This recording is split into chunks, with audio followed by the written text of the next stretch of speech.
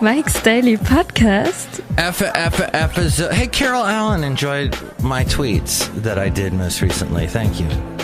I guess we're at 1765. And I feel live because it's Friday. And we're going to be recording someone a little bit later this morning. Me as a producer and the guy who hosts a morning show. Mike's Daily Podcast. That's not the name of his morning show. It's got a much more boring name. But we're going to have this comedian on. Mike's Daily Podcast. Named Will Durst. Now, I don't know if you know who he is. If you don't, that's okay. Don't you feel bad about that, because life goes on and you sing your song and you go, wow, why is Mike sounding like a blues singer from the 1950s? Well, because I'm a ham bone. So we have, 6 notifications on Mike's Daily Podcast. Facebook. Let's see if I care about any of them. Let's see. Sauced Barbecue and Spirits added a new event. No. Mike's Your food is overexpensive. Daily Overpriced is what I mean. Podcast. And you just don't really... Your portions are tiny. Your barbecue place. Give me some barbecue. Don't just sit around and go ham bone. Give me some delicious barbecue that I can eat and I'll put it in my mouth face. So the last show was a little bit... I was a little bit negative towards the media, towards the press. And I'm going to double down on that, even though I hate the expression double down.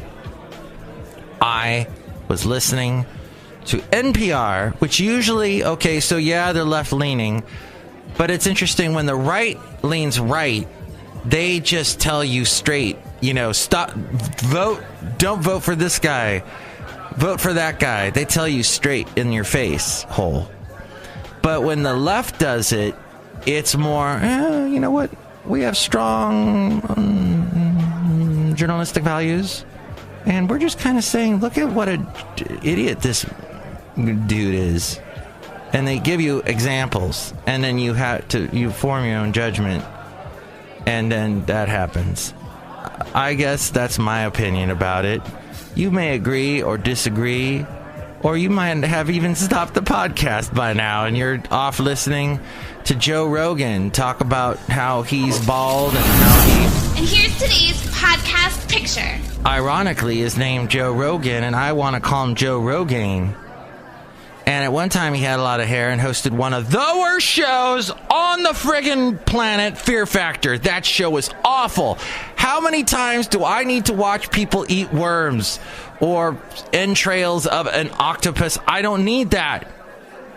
Why did that show get so popular? Because we were dumb. Because we were stupid.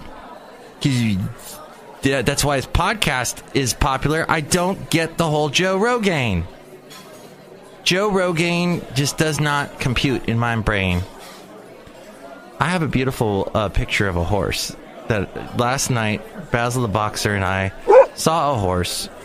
We saw a guy about a horse. No, we literally saw a horse. And usually I would play you a horse sound effect right now. Hi, Nelly. Nelly's here, everybody. And speaking of which, look who else is here today to talk to you about things, okay? It's not who you think. Let's see who it is, I think. Hi, Mike Matthews. It's Chely Shoehart, the chef supervisor. No, you smell pretty nice. That's because my girlfriend left over at my place some face lotion, and I put it on my face hole because I'm wrinkled, because I'm 50. I'm 50. I can stretch, and I can kick, and I love it, I love it. I think I'm mixing Molly Shannon metaphors, but look who else is here. Hello, Mike, this is Floyd the Floorman. And this is John Deere, the engineer. We are enjoying your podcast so far today, especially because it's a Friday. I don't like the show. I'm offended. But if you get offended, that's the way the cookie crumbles. No. Thank you, Tommy Smothers of the Smothers Brothers. You know what? That's right, ladies and gentlemen. Fear Factor was on CBS, as was the Smothers Brothers. Oh, wait a minute. Fear Factor was on NBC, wasn't it? Now I don't care anymore. Joe Rogan, NBC. point is, there is no point. And I said the stupid expression that I said that I would never say again. So here's what they did. So, as I talk like a millennial, all right, before I go back to what incensed me about NPR, National Public Radio, is I must first go and tell you that something else I was listening to. I was listening to a public radio station out of Alabama. I think they call it APBR. Yep. I think they call it Yep. It's called Yep Radio. Yep. And on Yep, they have a wonderful thing called the Winds and Rhythm. Winds and Rhythm. Rhythm and Winds. Winds and Rhythm, something like that. It's some kind of a show that's been on for 20 years. And I'm thinking, oh, God, what am I listening to? But, I turned it on because I was eating a little dinner. And I was blown away, literally, by the horns, the wind instruments playing away. They sounded it was beautiful. And I was, oh, my God, am I that old that I find wind instruments? Well, a lot of you played the horn, the trumpet, the tuba back in school in the marching band. And you were good. And you were playing it hot. And then the devil went down to Georgia and challenged you, and you beat him because you're good, and you killed off you killed off. Let's rewind. You killed off Mephistopheles.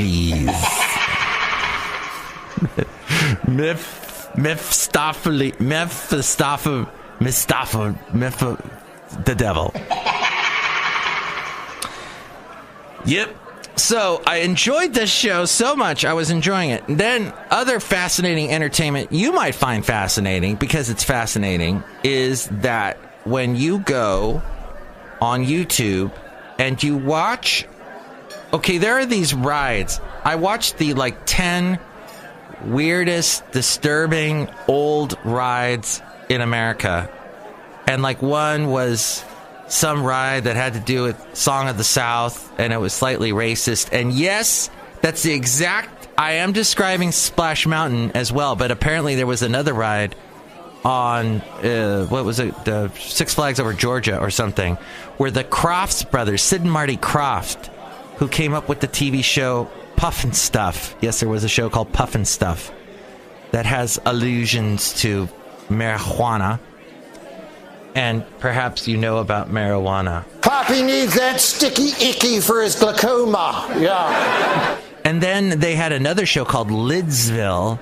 And back in the day, if you didn't know how to measure your pot, the leaves and whatnot, if you didn't have a scale, if you could put it all in the lid of a shoebox, you could measure out the amount of pot by lid. And thus the name Lidsville sounds also very pot-oriented.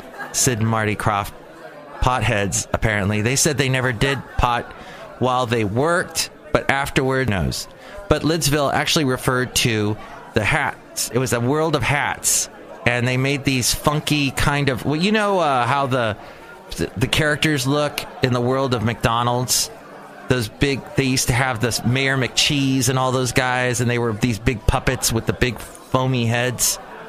They look like basically football, baseball, basketball mascots, the sports mascots when they got their in what's the name? Was it Frenzy is the name of the Barracuda? That's our local minor league, even though they're part of the major league hockey team. They play under the Sharks. So, Barracuda, right? Another vicious aquatic animal. And they have this mascot named Frenzy, who's got looks like a barracuda, but a lovable, squeezable barracuda. It's going to bite your head off. Look out! I'm going to bite you! So, what ended up happening is this show, Sid and Marty Krofft did, very creative guys, but just odd. And you look at it now, and I guess... Maybe you look at this show as possibly having pot influences, which, no, it's just me being up at 6 o'clock in the morning going, holy crap, as we go outside a Café Anyway, where we bring you Mike's Daily Podcast somewhere in Podcastro Valley. Yep. So they Sid and Marty Krofft did this ride that ended up being kind of racist with the whole Song of the South theme. But that is exactly the same theme that is used on the Disneyland ride and Disney World ride, Splash Mountain. And yes, I call Disney World, even though it is technically known as the Magic Kingdom in Florida. But who cares? Who cares? Yeah. So, to sum up, NPR did a very I don't understand this. So I'm driving into work today, and I hear a pro-cockfighting story on NPR. And it's pro-cockfighting because Puerto Rico has been cockfighting for a long time. For a millennium or something. Not that long, but a long time. And it comes down to these crazy traditions that people hold where you hear this sort of thing. Well, my daddy did it, and my daddy's daddy, and my daddy's daddy, and my daddy's dad. And so it becomes a tradition. And my lovely lady friend is Puerto Rican, and I should have her on the show, and she can explain to me why the American government should not ban cockfighting in Puerto Rico. Cockfighting is now banned in Puerto Rico. It is banned on a federal level. So no states are allowed to do cockfighting. But since Puerto Rico is not a state, but is like a commonwealth, right? They then will... They can still do the cockfighting, which they've still done. Now, because of a farmer's bill, where farmers got money, and there are farmers in Puerto Rico, I'm not sure what they grow. Once again, we can have my lovely lady friend explain all these things when she's on the show. Which, by the way, she's only been on the show once. I heard somebody say, "Oh yeah, Mike's girlfriend is on all the time on his podcast." No, she's in some of the pictures, but she's only been on the show once, so she can explain the Puerto Rico thing. So NPR is trying to say, "Oh, look what Trump's doing. He's taking away We had to make the move, and we decided to make the move. Taking away their right to viciously kill roosters." Which is a very good thing. Which is a very, very good thing. And then I know that I am going to probably eat chicken for lunch today. But still, sorry, chicken. I don't think there should be cockfighting. I don't. So, I don't know. NPR was sounding so pro-cockfighting this morning. It really upset me and made me mad. And I was not. I could go for a delicious breakfast. But I didn't eat a good breakfast. I have a lovely parfait here outside of Café Anyway that I'm about to eat. So my point is, go and... I said that... Sorry, I didn't mean to say my point is, and I'd like to say... Sorry. What I'm saying is, go and watch the Noble Haunted House ride on YouTube. Several people have filmed this haunted house. It's a ride-through ride. You sit in a little car, and this is so homemade, homespun. They actually take you on a tour of it with the lights on. I had to do that because if you do the ride-through, it's all dark and things light up and, you see things for half a second, or not even that, and there's a loud noise. And so the walkthrough, they actually show you, and this ride is somewhere in, I think, New England. And it's just hilarious. The people that take you through the walkthrough, they're all men, all white, and all wearing these awful colored, what do you call them, golf shirts? And their stomachs, they got the biggest, all of them got the biggest beer bellies. Even the youngest guy's got a beer belly, big old gut sticking out. I'm like, that can't be good. And everybody on the tour is overweight and rather large. It's enjoyable. Watch this. I think it's so creative how they put these rides together. I guess I'm a big fan of rides. I've always found them fascinating, even as a kid. And I guess this is sort of a ride, this show, isn't it? Because I always take you from the inside of Café Anyway to the outside, as we are here now, out here. And I hope this weekend is a good weekend, and you don't have any porch pirates take any of the stuff on your porch. Don't take my garden gnome. Don't take my Well, pumpkin. Did anybody steal your pumpkin this year? What's up out there now? The Santa? Do you have a Santa? Do you have one of those? Yesterday, it's always fun with those inflatable things with the air that pops up, makes all of a sudden you've got this big inflatable Santa, like a jumping room, one of those jumping rooms for the kids, those bounce rooms. It's a bouncing room Santa is what it is. It just inflates and boom, you've got a Santa. Well, when the wind blows, Santa gets knocked down, and it's very sad for the kids driving by. Oh no, Santa! He's laying down on the ground. Is he drunk again? Because of the wind. It's the wind. It blows down the inflatable things. The inflatable things. That's funny. And then those laser light things. The laser light that make it look like you got a billion little Christmas lights all over your house.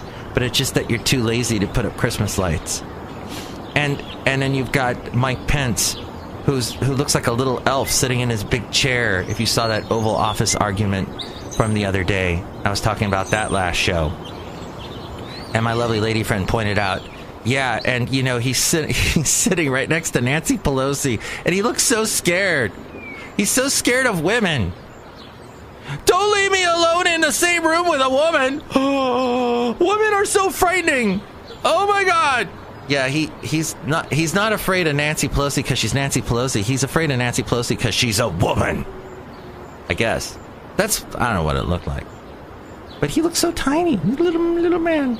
Looks like. Or the chair's big. I don't know. I've never met the guy, so. And I guess that's the end of the show. Thank you so much for listening. Check out some crazy YouTube videos like that one. Oh, and I also saw one about Barrow, Alaska. It's the furthest northernest point of America, of the United States. And it's like 50,000 people live there. And it's cold. The roads are all gravel. Because if they tried to use pavement, asphalt, it would crack every year and they'd have to repave. So they just say, screw it, have gravel. And it's cold and it's interesting. There's a guy who used a drone, really good quality camera, and was filming on a nice clear day. And you got to see all throughout Barrow, Alaska. And he talks about it. And I love that about YouTube, about the homemade stuff. I like homemade things, as you can see. Yep, I like that. Finally, as I'm really wrapping up the show now, I've met the conservative talk show host, Mike Gallagher. Very nice guy. I rode an elevator with him. I sat in the hallway of my work and talked to him for a good 5-10 minutes. And just a very nice guy. He's hard on his staff. The people that work for him to do his radio show, he puts the pressure on them. But nice guy overall. I disagree with him. When he talked about yesterday, he was talking about the, what do you call it? Not the portfolio, the dossier. Yeah, you gotta come up with that fancy name. Dossier on Trump. Apparently there's all this stuff that they found out about him that was originally commissioned by the Republican Party, and then Hillary paid for it. I don't know. It has this odd origins. And most Republicans, most conservatives say that this dossier means nothing. It's fake. So somebody called in to Mike Gallagher's show, and Mike Gallagher and him were chumming it up. They were having a good time. But then all of a sudden this caller said, yeah, and I believe the dossier is real. And Mike Gallagher's like, oh, you do, huh? You do. So you say you do, huh? You do. You think you? And you could tell Mike Gallagher's head is spinning, because as soon as any conservative hears dossier, they go, oh, frick. This is where Trump looks bad. Forget about everything else. This is where Trump looks bad. I can't defend Trump now because they brought up the dossier. All I can say is the dossier is fake. Run. The dossier is fake. That's all I can say. And so run, it's fake. So what he says to the guy is, okay, what part of the dossier do you think, are you cherry picking? Are you cherry picking which part you like about the dossier? And the guy was laughing because he goes, Mike Gallagher, you never cherry pick anything? And Mike Gallagher just zipped right through it. And it's true. Most conservative talk show hosts, they got to pick and choose. You got to watch, because at some point, when someone talks, like I am talking now, at some point, as I've been talking for 20 minutes now, you end up saying you will be hypocritical at some point. You can't keep the same overall, it's tough to be consistent is what I'm saying. It is not easy. I try as much as I can. I try to be consistent in my thinking and my rationale. But I know at some point I'm going to make a rope and, rhetorically hang myself. But don't really hang yourself. Don't do that. Live, my friend. Enjoy your life. Because it's the weekend, and I hope it's good for you. And next show, we're going to have Benita, the Disgruntled Fiddle Player, and the Brewmaster. Thank you for listening. Don't cherry pick your... Actually, cherry picking is okay, because I like cherries. They're delicious. Okay, thank you for listening. But the show's done. Even with this, I have to give it a little flourish, but it's done. Thank you for listening. Oh, the podcast picture is of a horse, I think. Okay. Mike's Daily Podcast is written and produced and performed by Mike Matthews. His podcast is super easy to find. Download or listen to his show and read his blog at mikesdailypodcast.com. Email Mike now at mikesdailypodcast@gmail.com. See you tomorrow. Bye! Oh, I forgot to mention that tomorrow I am going to be on KKDV. That's right. Saturday afternoon from noon to 6.